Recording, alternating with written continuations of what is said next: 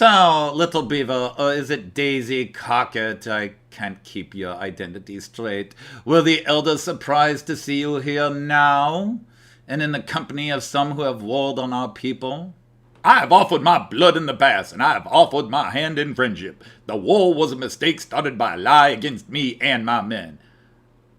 I am sorry and have apologized for all who perished.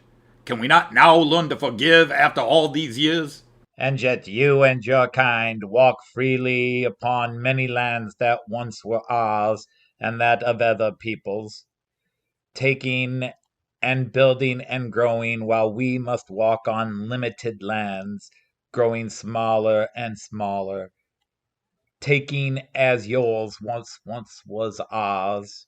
Even Daisy here is able to traverse in both worlds, but we all know the real reason for that.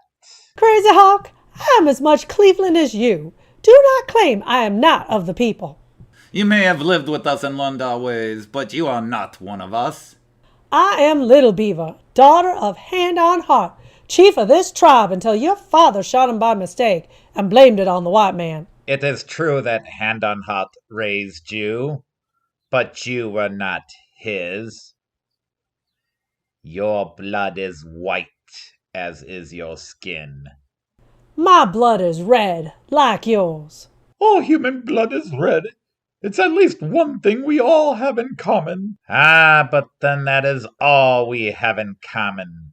Especially with you, isn't it, dear so-called cousin? What's he talking about, little beaver?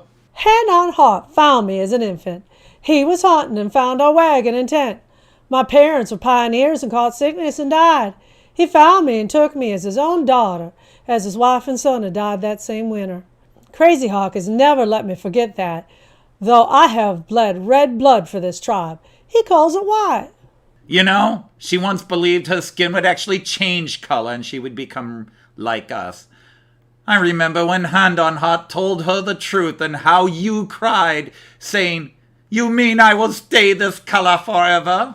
You seem to have much anger at her world, and yet you seem to have adapted to its, shall we say, trappings quite well yourself. The years east taught me many things, and though I found much hatred and resentment, I learned your ways. When we fight the Cheyenne, we must know the ways of the Cheyenne. I still carry my Cleveland world wherever I go. Does she? I don't think so. Her gunslinging certainly seems apropos to your world, doesn't it? Almost natural, one might say. And yet she has done many things for her people, Chief Crazy Hawk. Why do you reject her now?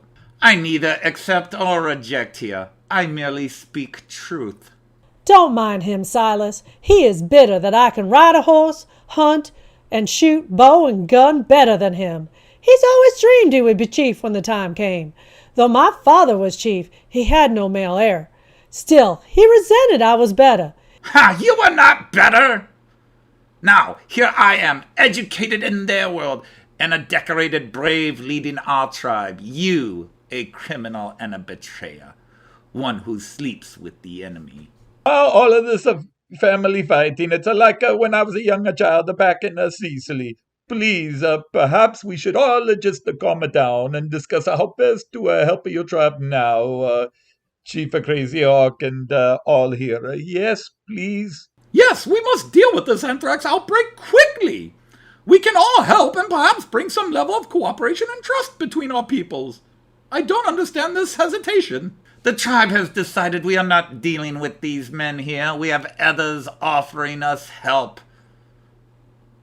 The tribe will sadly move north, but in the morning I must ride out and meet with men in 2 days' time who offer us so much more in this time of need. And who is that? But that is not important. What is important is what he offers me and my tribe. But the anthrax, your people, your cattle. Oh, soon I shall be able to buy all the cattle I and my people will ever need. Now, if you will excuse me, I have things I must attend to before leaving in the morning. Please feel free to stay here overnight and visit whom you can before they leave for the north. I must away for the rest of the day. Goodbye, Miss Cockett. The tribe, despite our sadness now, will be fine without you. Come, Windbreaker and Hawkfeather, we must talk. Well, he didn't learn manners in either world. He never was the friendly type. And all this talk of someone else offering help with plenty of resources. It sounded rather dubious at best. He was always full of spite and mischief. He may wear a business suit now, but underneath it is the heart of an angry warrior. He is up to something. He certainly doesn't seem too concerned for the anthrax outbreak or his tribe. No, he didn't. And I don't understand. And to get up and leave for a meeting with all this going on? He is definitely up to something. I would love to see more of the village and lands. Help as I can before they move north, but... Little Beaver, Daisy, my love, you aren't thinking... Oh, Silas Sugar, I have already thought, and I am proceeding with it. Oh, this can't be good. Wait a minute. Oh, tarnation, are we about to do something stupid and dangerous? I didn't sign up for that. Now, Buck, it is why you are a sheriff. It is your duty. Technically, Donna, I am out of my jurisdiction right here. I became sheriff in Big Gulch because it used to be a soft job. None of this evil villains and crazy plot lines. Well, I'm coming too. Now, Smokey.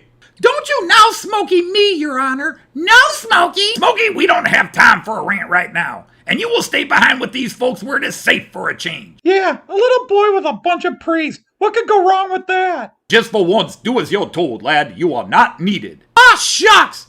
No, Smokey, you can't be in every scene. No, Smokey, you are not the star of the show. No, Smokey!